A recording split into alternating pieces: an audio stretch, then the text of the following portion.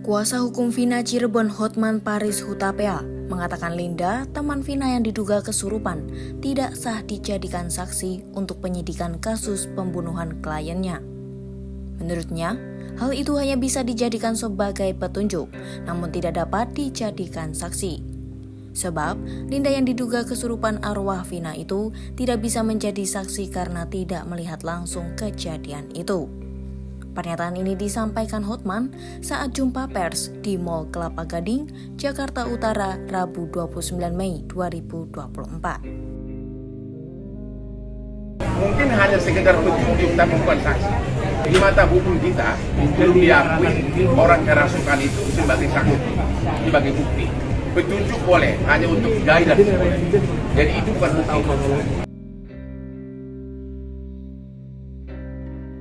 Meskipun Linda tidak dapat dijadikan sebagai saksi, kakak kandung Vina, Marliana, merasa terbantu dengan keterangan Linda saat diduga kerasukan.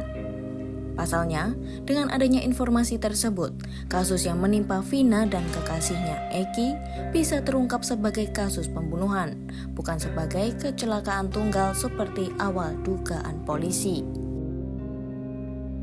Biar gimana pun, kerasukan dari Linda itu adalah sangat berjasa dalam kasus ini. Sebelumnya, Vina dan Eki diduga tewas akibat kecelakaan tunggal. Namun, setelah diselidiki lebih lanjut, ternyata keduanya dibunuh oleh komplotan geng motor. Bukan hanya dibunuh, Vina juga diperkosa secara bergantian oleh para tersangka atas kejadian itu pada 2016. Polda Jabar pun menetapkan ada 11 tersangka.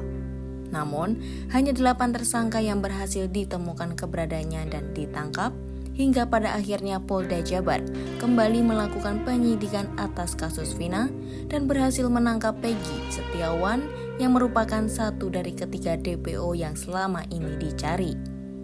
Sementara 2 DPO lainnya dianggap tidak ada atau hanya fiktif.